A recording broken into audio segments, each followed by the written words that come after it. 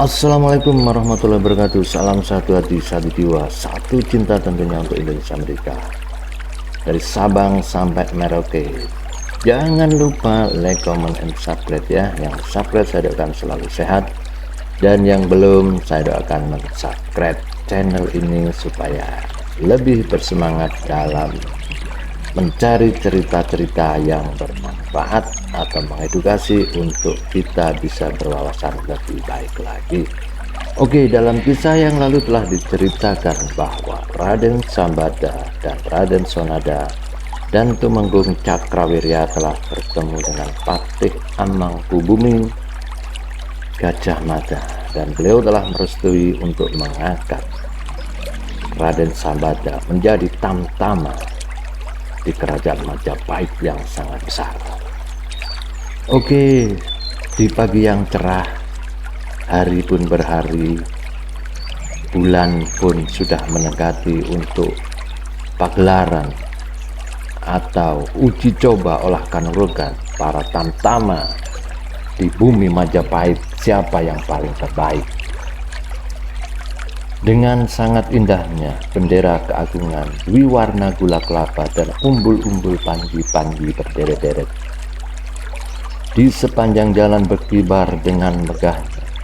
Rumah-rumah yang di pinggir jalan sampai di pelosok-pelosok tidak ketinggalan pula dihiasi dengan beraneka ragam warna dan corak, menambah semaraknya pandangan. Candi-candi penuh pula dengan sesajian yang warna-warni. Sejak hari kemarin, orang-orang mudik di sepanjang jalan dengan tak henti-hentinya. Dari segala penjuru kini orang-orang datang di kota raja dengan pakaian-pakaian yang serba baru dan indah. Anak-anak kecil turut bersukaria dengan pakaiannya yang serba baru, permainan berkelompok ataupun mengikuti kesibukan orang-orang tua. Sejak fajar menyingsing, mereka turut orang-orang tua bersembahyang di candi-candi dengan membawa sesajian. Kini jauh di ufuk timur sang surya mulai memancarkan sinar cahaya yang terang,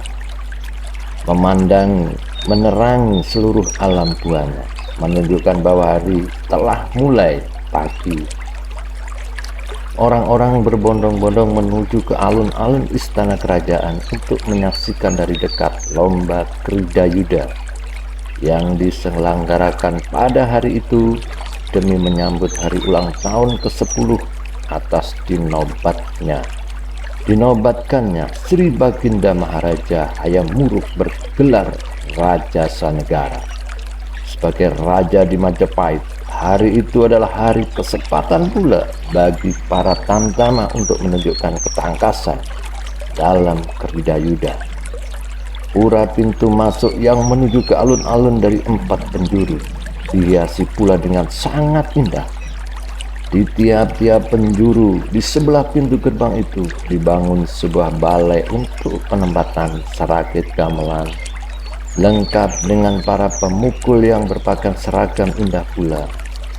Pohon jambe atau disebutkan pohon pucang yang telah ditebang bagaikan atasnya berderet-deret ditanam merupakan lingkaran yang luas di alun-alun.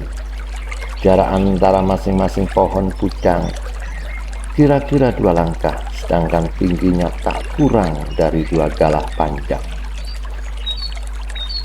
Di tengah-tengah lingkaran yang sangat luas, hampir seluas 2/3 alun-alun, berdiri sebatang pohon pucang yang tingginya lebih dari 3 galah hingga kelihatan menonjol di ketinggian, dan di puncak atasnya berkibar sang saka diwarna gula kelapa dengan megahnya. Di depan pintu gerbang yang menuju masuk ke istana raja berdiri sebuah mimbar dengan tenda berwarna hijau berseretkan pita kuning keemas-emasan dari sutra. Mengelilingi luasnya tenda selebar 2 jengkal.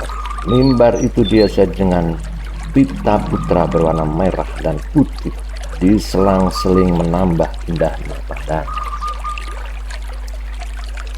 Tiang-tiang mimbar dibungkus dengan daun-daun beringin dan kemuning, serta kembang-kembang beraneka warna Mimbar itu tingginya kurang lebih segalah panjang. Di tengah-tengah mimbar duduk Sri Baginda Maharaja Hayam Wuruk dengan didampingi Sri Baginda Permaisuri di atas singgasana tiruan berukir dengan warna yang keemasan menyerupai singgasana aslinya. Di belakang dan di samping kanan kirinya duduk para Nyai Inang yang membawa peralatan beraneka ragam. Di depan sebelah kirinya duduk Sang Patih Mangkubumi Gajah Mada di atas permandani yang indah, beserta Sang Senopati Manggalayuda Gusti Harya Banendra. Sedangkan di depan sebelah kanan duduk para pendeta istana di atas permandani pula. Di bawah dengan mimbar berdirinya tegak berjajar rapat para tamtama pengawal raja dengan pakaian seragam warna merah berseretkan kuning emas, dengan pedang turnus di tangan kanan lurus ke atas melekat dengan di dadanya. Dengan mata tajamnya ke depan, di sebelah kiri mimbar itu masih ada sebuah mimbar lagi yang hiasi indah pula, dengan digelari permadani untuk para raja ataupun para utusan yang negerinya dinaungi oleh Majapahit. Dan untuk para raja dan utusan-utusan dari negeri-negeri sahabat, rakyat berjejal-jejal mengitari alun-alun dengan tak sabar menunggu dimulainya lomba Kridayuda itu. Para tantama siap siaga berjajar. Gamelan-gamelan musik dari 4 penjuru telah dibunyikan oleh para pemukulnya. Suasana segera menjadi riuh, ramai berkumandang di angkasa. Kini sebuah gong besar yang berada di depan mimbar dipukul oleh seorang perwira tamtama pengawal raja. Gong, gong, gong. Suaranya menggaung jauh terdengar dan mengumandang di semua penjuru. Segera suasana sunyi hening seketika. Sang Senopati Manggalayuda Gusti Harya Banendra turun dan berdiri tegak di depan mimbar dengan menghaturkan sembah pada Sri Baginda Raja Negara. Sri Baginda Raja Sanegara menyambutnya dengan berdiri pula di atas mimbar. Dan terdengarlah suara Sang Senopati Manggalayuda. Hamba Senopati Manggalayuda menjunjung titah Gusti Sri Baginda Maharaja Majapahit untuk melaksanakan lomba Kridayuda. Sri Baginda Maharaja Raja Sanegara melambaikan tangannya sebagai isyarat bahwa lomba Kridayuda dapat dimulai. Seorang perwira tamtama berpakaian hijau seragam berseret kuning dengan pita kuning emas pula sebagai ikat kepalanya maju ke depan dan menyerahkan sebuah tombak panjang. Panjangnya kurang lebih sedepa dengan tangkai dibungkus sutra putih. Mata tombak itu tajam berkilau dan panjangnya kira-kira 2 jengkal. Di ujung tangkainya disambung dengan 10 utas pita sutra merah. Tombak diterimanya dengan tangan kanan dan beliau segera membalikkan badannya, memandang sesaat pada pohon pucang yang tinggi berdiri di depannya dengan jarak antara kurang lebih 100 langkah. Setelah beliau memusatkan tenaga batinnya, segera beliau melangkah satu tindak dan melontarkan tombak yang berada di tangan kanannya ke arah pohon pucang tepat pada sasarannya. Pohon pucang bergetar dan sang saka diwarna gula kelapa yang berada di puncaknya turut berkibar dan bergetar. Mata tombak menancap seluruhnya dan tangkainya turut pula bergetar. Lemparan tombak oleh Sang Senopati Manggalayuda tadi merupakan isyarat bagi semua yang menyaksikan bahwa lomba Kridayuda sudah dibuka. Beliau segera mengundurkan diri dan disambut oleh 2 pembantu pribadi beliau, ialah Tumenggung Indra Sambada dan Tumenggung Sunata. Yang keduanya berpakaian seragam sebagai perwira tamtama, hijau dengan berseretkan kuning keemasan, dengan seutas pita keemasan pula selebar 2 jari melingkar di kepalanya. Di pinggang sebelah kiri masing-masing tergantung pedang tamtama. Beliau berjalan tegak dengan diapit oleh kedua pria tamtam menuju ke deretan kereta-kereta yang berada di alun-alun sebelah timur. Kini beliau telah duduk di dalam kereta kebesaran yang terbuka dengan diapit oleh kedua perwira tamtama tadi. Kereta mana ditarik oleh 2 pasang kuda yang tinggi-tinggi. Di atas kereta berkibar dengan megahnya 2 jana kebesaran melukiskan burung alap-alap yang sedang membentangkan sayap. Dan berwarna merah di atas dasar kuning emas, itulah lambang keagungan. Alap-alaping ayuda, kereta bergerak dan berjalan laju mengitari alun-alun. Di belakang berjalan berturut-turut mengikuti kereta-kereta kebesaran dengan panji-panji kebesaran melukiskan senjata cakra warna kuning emas.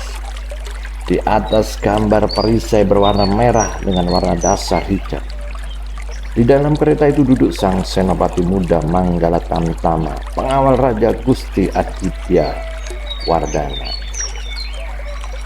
Dengan melambai-lambaikan tangannya ke arah rakyat yang berjejal-jal, beliau bertumbuk tinggi besar. Warna kulitnya merah kehitam-hitaman, mukanya bercambang bau. Dengan sepasang alis yang tebal, matanya agak tekun dan bersinar tajam.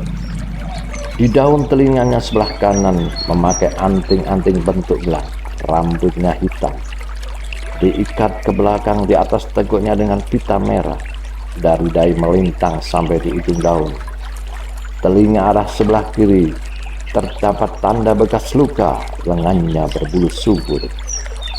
Beliau berusia 45 tahunan. Pakaiannya seragam merah dengan berseretan kuning emas. Sebilah keris pusaka dengan warangka emas murni tergantung di pinggir kiri. Dengan riuh ramai yang menggema, rakyat menyambut lambaian tangannya. Hai, hai, dengan tepuk tangan dan bersuara yang begitu indah bagaikan simfoni di siang yang indah. Menyusul di belakangnya adalah kereta kebesaran dengan 2-nya berkibar, berlukiskan pedang silang sepasang dengan bintang di tengah atasnya. Di atas gambar perisai pula berwarna hitam dan merah sang senopati muda Manggala Tamtama, kerajaan darat Gusti Surwendar, duduk di dalam kereta dengan tenangnya. Beliau berusia 55 tahunan dan bergelar Suryalaga. Raut mukanya bulat telur dan bersih, pandangan matanya tajam berwibawa. Beliau adalah seorang pendiam. Pakaiannya yang dikenalkan pakaian seragam hijau dengan berseretkan kuning emas. Ikat kepalanya lebar segitiga, diikat di belakang menutupi rambutnya. Melukiskan matahari warna putih di atas dasar kuning sutra. Menyusul lagi kereta kebesaran terbuka yang megah pula, dengan 2 kebesaran melukiskan naga bermahkota warna merah. Warna merah di atas dasar biru laut, Gusti Taratara Jasa, senopati muda Manggala Tamtama, Somadra duduk dalam kereta itu dengan selalu anggukkan kepalanya kepada rakyat dengan diiringi senyuman. Sambutan rakyat riuh gegap gempita. Beliau mengenakan pakaian seragam biru laut dengan berseretkan kuning emas pula. Bentuk tubuhnya bulat, agak pendek, kokoh perkasa. Wajahnya bersinar menunjukkan kebangsawan. Kini menyusul lagi kereta terakhir ialah kereta kebesaran Nara Praja. Dengan 2 ajannya sebagai lambang kebesaran melukiskan bintang dikelilingi 2 untai padi warna kuning emas.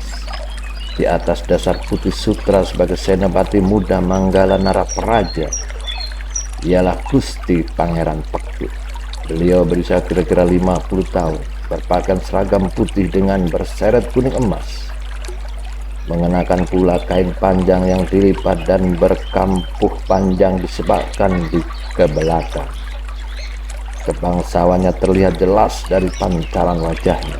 Di belakang kereta-kereta kebesaran para senopati kini menyusul barisan para tamtama berkuda dengan pakaian seragam menurut angkatan masing-masing.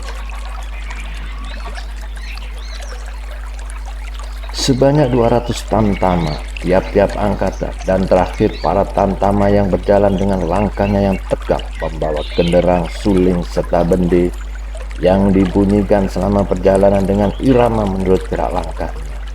Gamelan-gamelan dari 4 penjuru menyusul berbunyi mengikuti iramanya.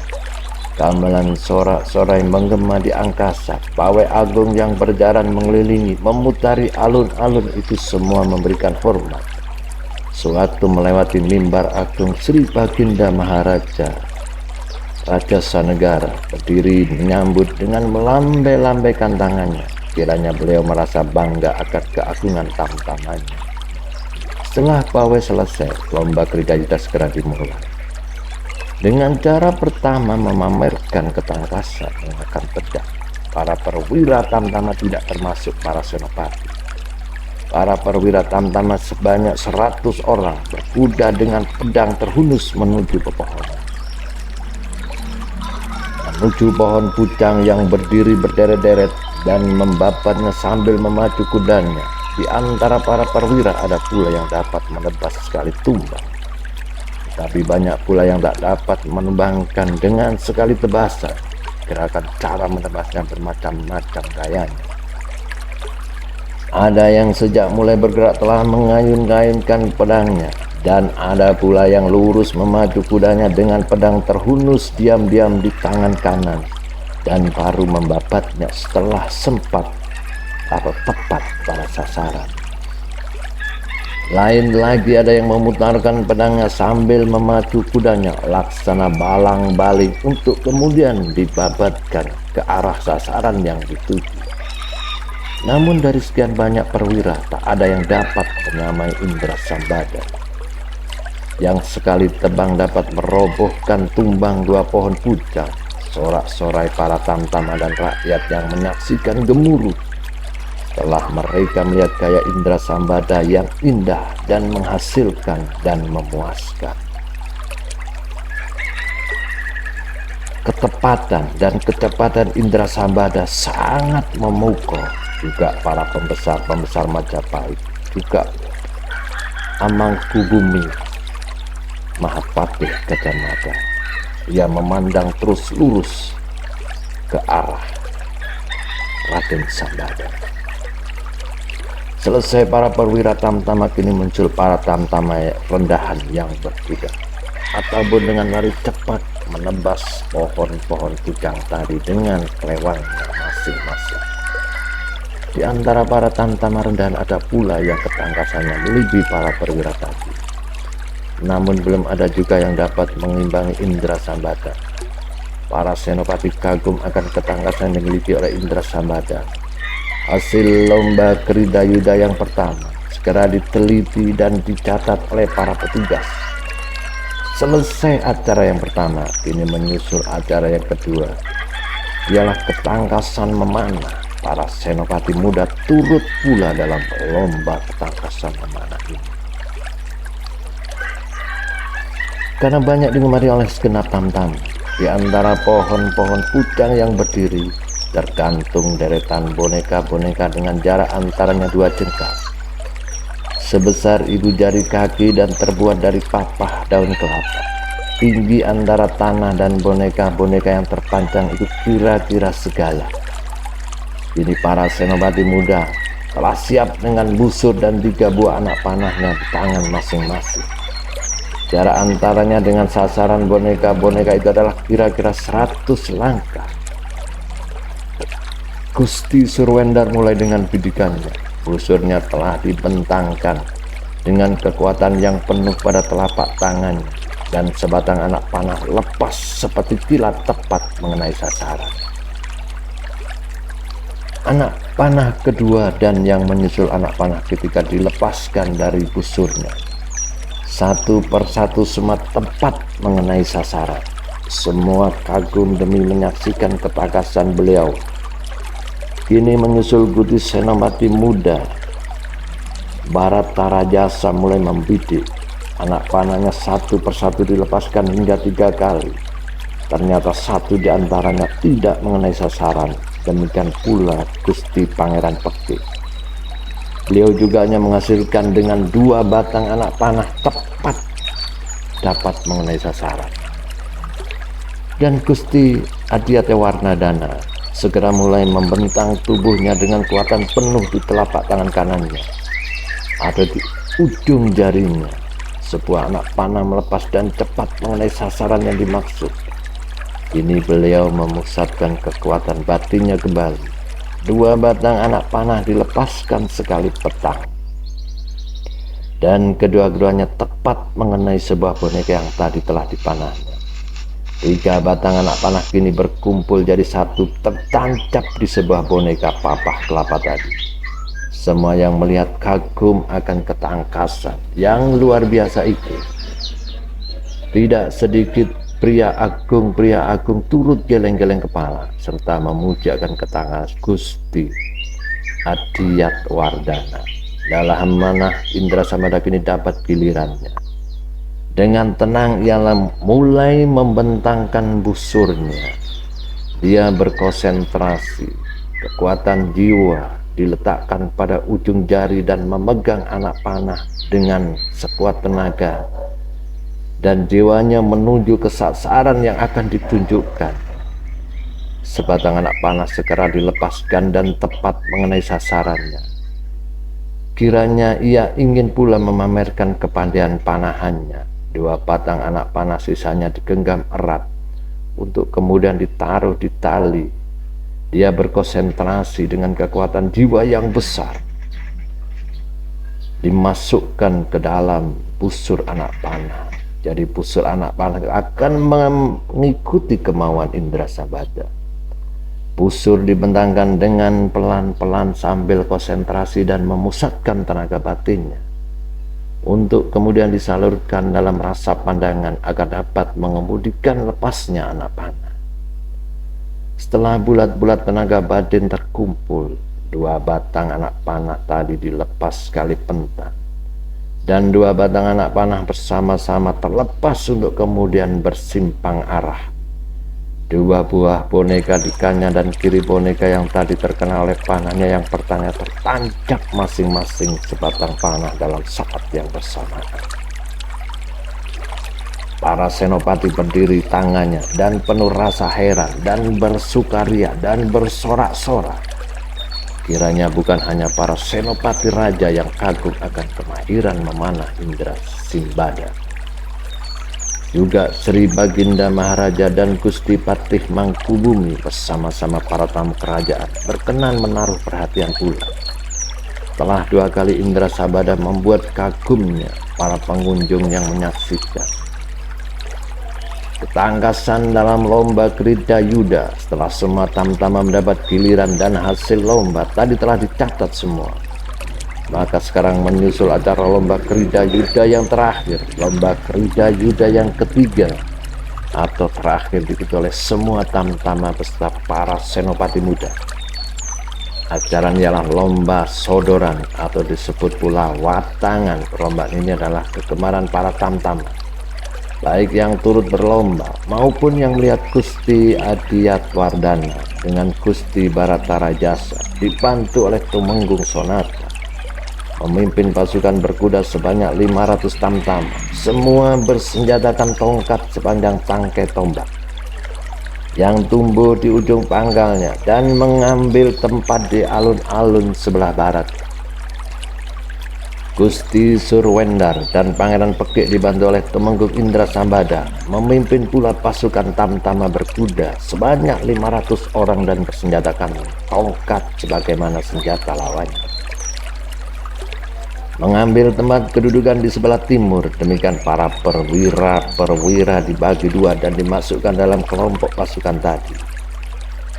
Dan gong dibunyikan, gong, gong, gong.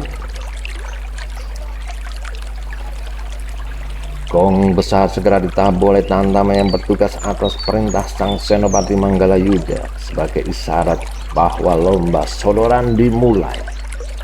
Dengan riuh ramai pasukan menyerbu di tengah-tengah alun-alun untuk saling menjatuhkan lawannya dengan tongkat. Para Tamtama berkelebat-kelebat menghilang menuju musuh lawan, menghantam, menendang. Dan banyak yang telah jatuh dari kudanya segera lari keluar dari tempat pertempuran itu dan tidak diperkenankan turut lagi. Satu sama lain pukul memukul, sodok menyodok, tendang menendang dengan kekuatan yang sangat penuh. Terjadilah pertempuran seperti pertempuran sungguhan di medan perang yang besar. Ada pula yang memutarkan tongkatnya untuk menjatuhkan lawan sebanyak-banyak dan dalam waktu yang sesingkat-singkat. Mereka bagaikan maung atau bagaikan macan dan singa, saling terkam menerkam. Mereka yang lepas akan genggaman tongkatnya akan segera merangkul lawan untuk menjatuhkan dengan bergulat di atas pelana kuda. Sebentar saja telah ratusan bergelimpangan di tanah.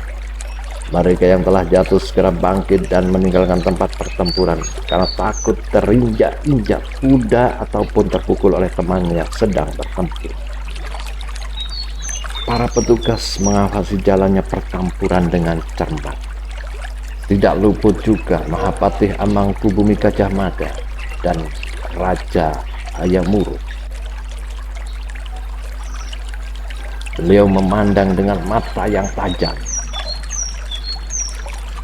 Sodoran itu sorak-sorai dari penonton memegahkan telinga setelah melihat Gusti Bartarajasa jatuh bergelimpangan di tanah. Terkena sodornya Gusti Surwendar, pertempuran menjadi lebih seru lagi karena Gusti Adiawardhana memperlihatkan ketangkasan, membalas menebus kekalahan yang baru saja diderita. Gusti Surwendar digempurnya dengan sodokan-sodor oleh Gusti Adiawardhana. Segera terjadi pertempuran sengit, berkelebat-kelebat seperti kilat dan saling menunjukkan kekuatan batin dan kekuatan olah kanuragannya. Terjadilah pertarungan sengit, masing-masing memperlihatkan kekuatan. Temenggung Sonata cepat membantu menjatuhkan lawannya dari samping dengan pukulan sodornya. Tak ayal lagi, Gusti Surwendar segera jatuh terguling di tanah. Dua orang Tamtama bertugas segera menjemputnya dan meneliti akan luka yang diderita. Namun ternyata sedikit pun tak terluka. Beliau mengumpat. Sambil ketawa lebar, Indrasabada segera tampil mengatakan kedudukan Gusti Surwendar. Dengan sodor di kanan, Indrasabada mengamuk, menggempur siapa saja yang berada di sekelilingnya. Dia bagaikan raja wali yang berkelebat-kelebat seperti kilat menerkam mangsanya lalu menjatuhkan dan kembali lagi melihat mangsanya. Dia seperti sinar yang keemasan. Dalam waktu singkat lawannya telah banyak yang berkelimpangan jatuh di tanah.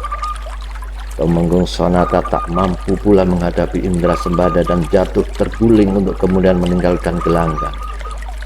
Kini senopati pasukan saudaraan tinggal dua orang, ialah Indrasabada melawan Gusti Adiawardhana.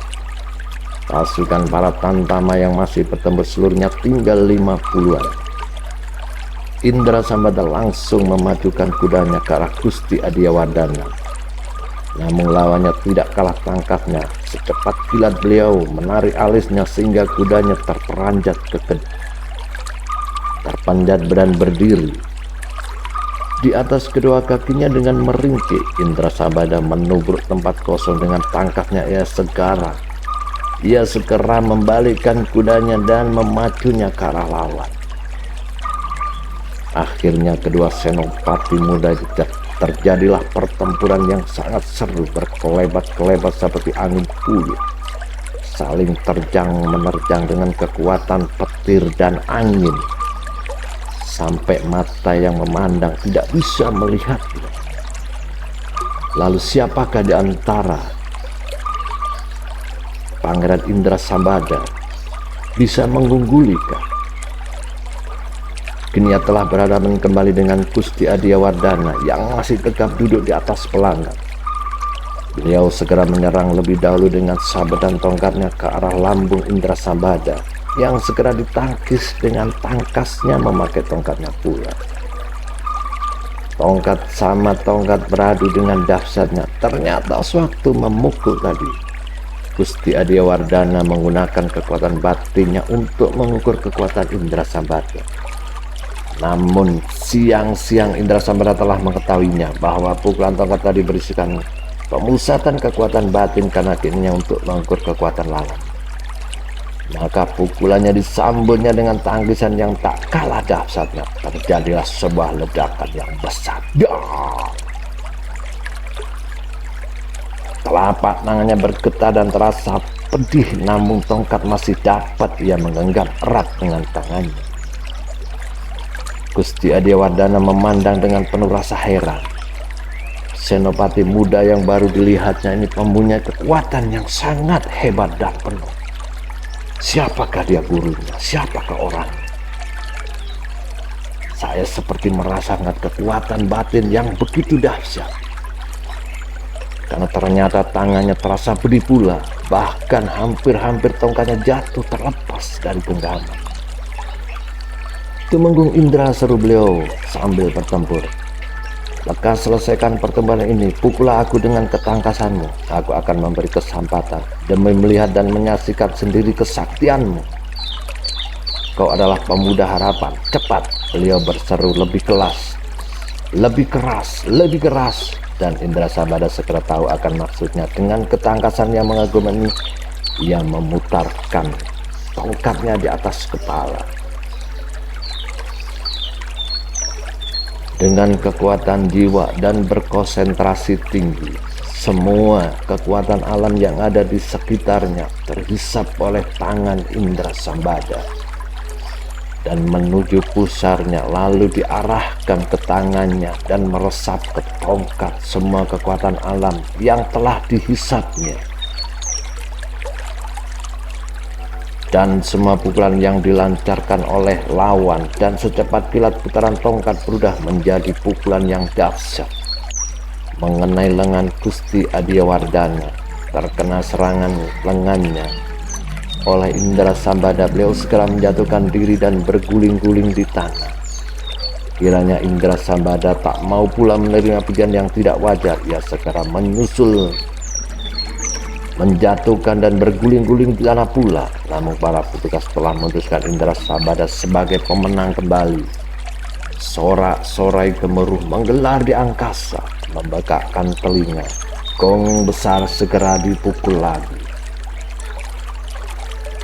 Di pertempuran Raden Sambada, ia mengutamakan kekuatan batin dan memfokuskan pada salah satu kekuatan yang baru dicoba ilmunya, yang selama ini belum pernah dicoba. Ternyata hasilnya sangat mengagumkan.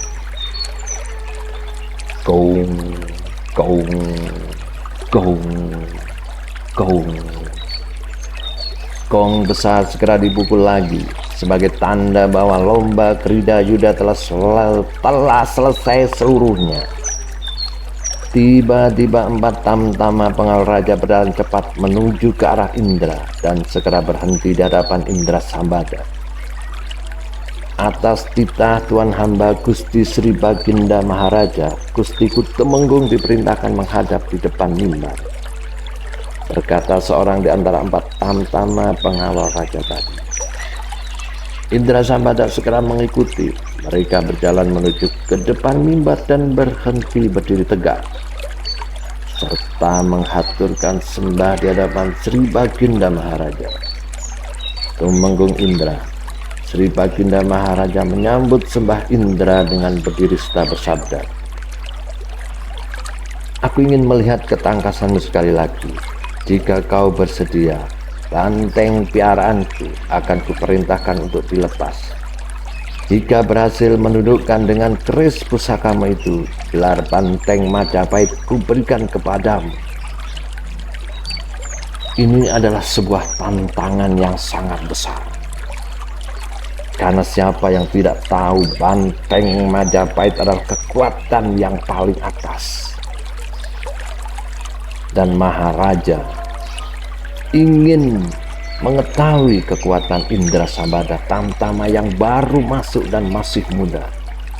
Apakah dia bisa mengimbangi yang namanya banteng Majapahit? Bahkan Raja kalau bisa mengalahkan banteng Majapahit dan gelar Raden Sabada akan semakin tinggi menjadi banteng Majapahit adalah tokoh pesilatan nomor 1 di kerajaan Majapahit. Dan sekaligus kuangkat kau sebagai Manggala Muda Tamtama pengawal raja. Sanggupkah engkau, Raden Sabada? Hamba selalu akan menunjukkan dharma bakti hamba ke hadapan Gusti hamba Sri Baginda Maharaja. Semua titah Gusti hamba Sri Baginda Maharaja kami junjung tinggi demi kejayaan kerajaan Majapahit. Indra menjawab dengan tidak ragu-ragu dan menutup kata jawabannya dengan sembah. Sang Senopati Manggala Yuda Gusti Harya Banendra segera turun dari mimbar dan mendekati Indrasabada. Serasa menepuk-nepuk bahunya. Kau putraku harus membuktikan kesanggupanmu. Aku akan membantumu dengan doa pada Dewata yang Maha Agung. Beliau berkata lirih kepadanya. Doa restu Gusti Pamanku semoga selalu mencertai hamba, jawab Indra singkat. 4 orang tamtama segera diperintahkan untuk melepaskan seekor banteng. Dan hai kita lanjut di episode yang ke-6. Oke, untuk spoiler selanjutnya ya, apakah Raden Sambada dapat menjatuhkan seekor banteng Majapahit dan dapat diangkat menjadi pengawal raja Maharaja Majapahit?